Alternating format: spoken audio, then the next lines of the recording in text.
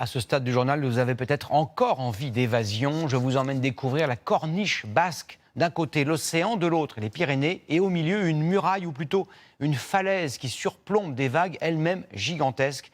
Dans ce décor unique, protégé de l'urbanisation, nos reporters ont rencontré des passionnés. Grégoire Guisteau et Julia Gardet. C'est un espace naturel d'environ 10 km de long, situé entre Saint-Jean-de-Luz et Hendaye. Une falaise sur laquelle viennent s'écraser le vent et la houle du golfe de Gascogne. Le terrain de jeu idéal pour les amateurs de sensations fortes. On est suspendu, on a le sentiment d'être un peu sur un tapis volant. Ici en bord de mer, on a de l'air plutôt laminaire et qui porte bien, qui est très très stable et très agréable en vol. Sur son paramoteur, perché à 200 mètres d'altitude, Olivier sillonne la corniche basque depuis près de 15 ans. Ah, c'est magnifique. Ouais, c'est vrai que c'est un joyau cette corniche. Voilà, c'est pas du tout. Pas possible de se lasser d'un paysage comme celui-là. Au sol, la corniche se parcourt en voiture. Mais il est aussi possible de s'aventurer à pied sur les chemins de randonnée. Sur la partie sud, le Conservatoire du littoral a sécurisé les sentiers face à l'afflux de touristes ces dernières années. On a 250 000 visiteurs sur l'année sur le site et donc l'ensemble des sentiers sont aménagés avec des clôtures et des ganivelles pour qu'on puisse profiter de l'espace sans être en danger avec la falaise. Ces rochers, en forme de millefeuille, apparus lors de la formation de la chaîne des Pyrénées, sont régulièrement malmenés par les vagues. On a des couches géologiques qui sont fragiles et qui sont érodées régulièrement par l'océan. Et donc effectivement, on a un recul du trait de côte qui est assez important dans tous ces secteurs-là. Alors, pour protéger cet espace naturel, les constructions sont interdites. Ici, sur des kilomètres, il y a plus de bétail que d'habitants.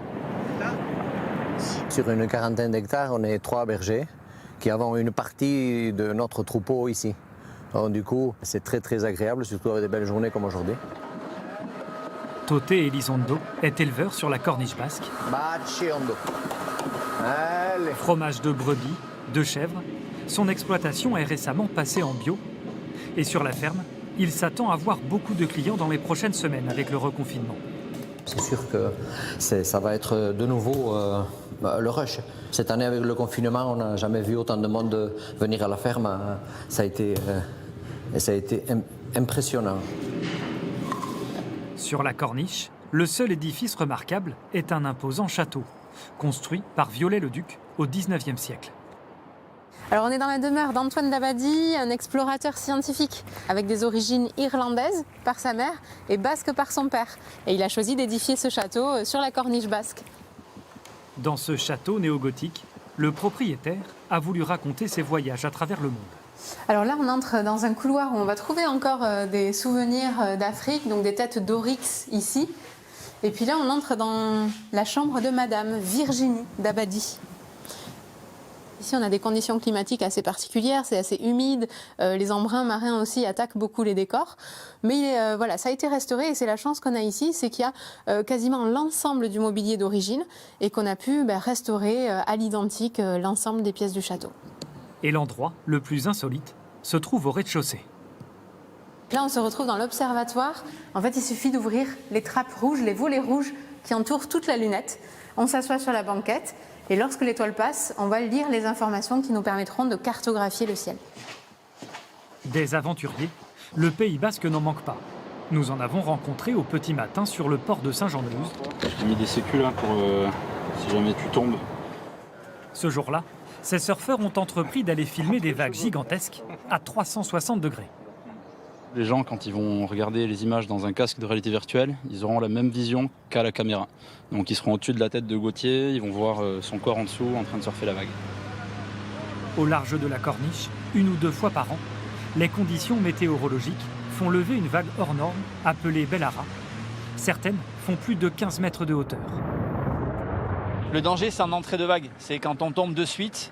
Donc c'est comme un ascenseur, on passe de haut en bas. Et après, la vague nous amène au fond de l'eau très vite. En un claquement de doigts, on passe à 10 mètres de profondeur. Ils ne sont pas nombreux à pouvoir se lancer dans de telles conditions, tant les risques sont énormes. Mais le résultat est bluffant.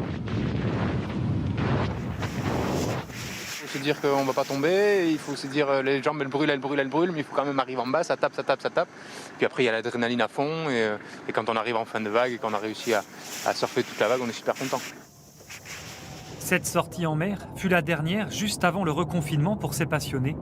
Restent ces belles images qui permettent aujourd'hui de s'évader le long de la Corniche basque, tout en restant chez soi.